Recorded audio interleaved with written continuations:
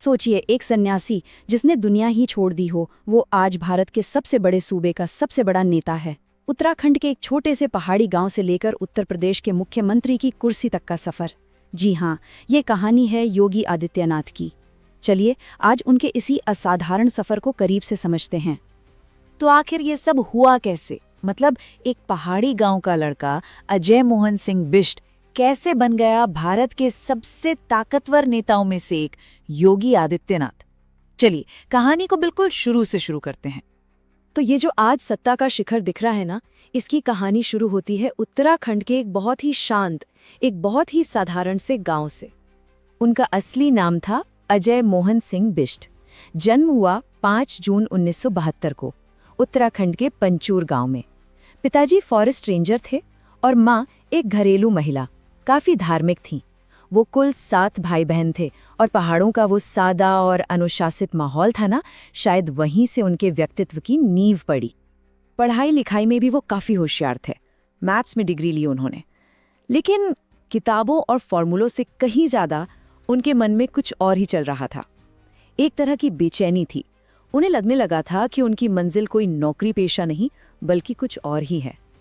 और बस यहीं से उनकी जिंदगी ने एक ऐसा मोड़ लिया जिसने अजय मोहन सिंह बिष्ट को हमेशा के लिए बदलकर योगी आदित्यनाथ बना दिया।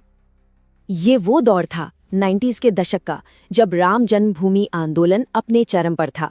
इसी माहौल में अजय का झुकाव अध्यात्म की ओर हुआ और फिर उनकी मुलाकात हुई गोरखनाथ मठ के प्रमुख महंत अवैधनाथ से। ये मुलाकात उनकी जिंदगी बदलने वाली थी। वो अपने गुरु से इतने प्रभावित हुए कि बस सब कुछ त्याग कर सन्यासी बन गए और यहीं पर अजय को नया नाम मिला, योगी आदित्यनाथ। और फिर आगे चलकर 2014 में अपने गुरु के बाद वो खुद गोरखनाथ मठ के प्रमुख यानी पीठाधीश्वर बने। लेकिन मठ की जिम्मेदारी सिर्फ पूजा पाठ तक सीमित नहीं थी। यहीं से समाज सेवा का एक ऐसा रास्ता खुला जो उन्हें सीधे राजनीति तक ले गया। और जानते हैं हैरानी की बात क्या है? सिर्फ 26 साल की उम्र में, जी हाँ, महज 26 साल के थे वो जब 1998 में उन्होंने गोरखपुर से लोकसभा चुनाव लड़ा और जीता भी। इतनी कम उम्र में सांसद बनना वाकई एक बहुत बड़ी बात थी। और ये कोई एक बार की जीत नहीं थी, ये तो बस एक शुरुआत थी। इसके बाद तो उन्होंने कभी पीछे मुड़कर देखा ही नहीं।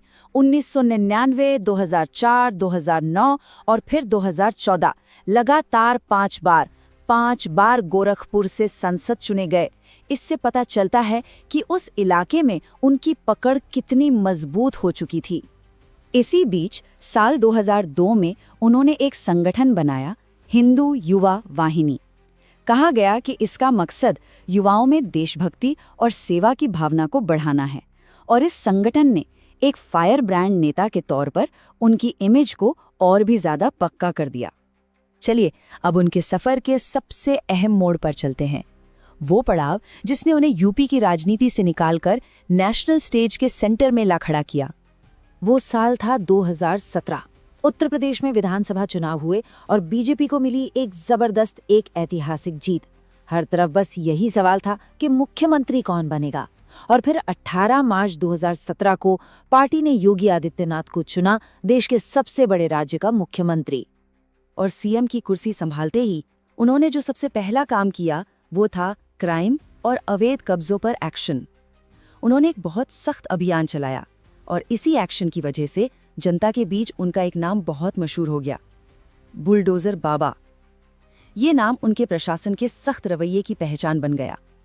तो देखिए, सत्ता में आते ही उनका एजेंडा बिल्कुल क्रिस्टल क्लियर था। पहला, लॉ एंड ऑर्डर को दुरुस्त करना। दूसरा, अटके हुए डेवलपमेंट प्रोजेक्ट्स को रफ्तार देना। और तीसरा, जो ऑर्गेनाइज्ड क्राइम था उसकी कमर तोड़ना। अब उनके काम का असर दिखा 2022 के चुनावों में। यहाँ उन्होंने एक नया रिकॉर्ड बना दिया। वो उत्तर प्रदेश के इतिहास में पहले ऐसे मुख्यमंत्री बने जिन्होंने अपना 5 साल का कार्यकाल पूरा किया और फिर दोबारा बहुमत के साथ सत्ता में वापसी की। तो सवाल उठता है कि आखिर उनके काम करने के तरीके और उनकी पब्लिक इमेज में ऐसा क्या खास है जो इतना कामयाब रहा? देखिए, वो हमेशा एक बात कहते हैं, मेरा लक्ष्य राजनीति नहीं, जनता की सेवा है। और शायद यही एक लाइन उनके पूरे काम करने के अंदाज को बयां करती है। अगर उनके काम को देखें तो उत्तर प्रदेश में कई बड़े बदलाव हुए। सड़कों का जाल बिछा, नए नए एक्सप्रेसवे बने, गांवों तक बिजली की सप्लाई बेहतर हुई। इसके अलावा एजुकेशन, हेल्थ केयर और किसानों के लिए भी कई नई स्कीम्स लाई गईं। तो आज की तारीख में उनकी जो इमेज है वो 3 चीज़ों पर टिकी है। एक, वो एक सख्त एडमिनिस्ट्रेटर हैं जो लॉ एंड ऑर्डर पर कोई समझौता नहीं करते। 2, वो एक ईमानदार सन्यासी हैं जिनका कोई पर्सनल एजेंडा नहीं है। और 3, वो एक कर्मयोगी नेता हैं जो हर वक्त काम में जुटे रहते हैं। उनका एक और बयान है जो उनके विजन को दिखाता है। वो कहते हैं, जब तक जनता का भला नहीं होगा तब तक मेरा विश्राम नहीं। ये दिखाता है कि उत्तर प्रदेश को देश के सबसे आगे खड़े राज्यों में लाने का उनका एक पक्का इरादा है और वो उसी दिशा में लगे हुए हैं। तो एक छोटे से गांव से निकलकर देश के सबसे बड़े सूबे की कमान संभालने तक का ये सफर वाकई कमाल का है। योगी आदित्यनाथ की कहानी दृढ़ संकल्प की एक मिसाल है, लेकिन ये सफर अपने पीछे एक बड़ा सवाल भी छोड़ जाता है कि जब एक सन्यासी सत्ता की बागडोर संभालता है तो ये गवर्नेंस यानी शासन के भविष्य के लिए क्या मायने रखता है। सोचने वाली बात है ना? अगर आपको यह कहानी पसंद आई हो तो वीडियो को लाइक करें, शेयर करें और चैनल को सब्सक्राइब करना न भूलें। धन्यवाद।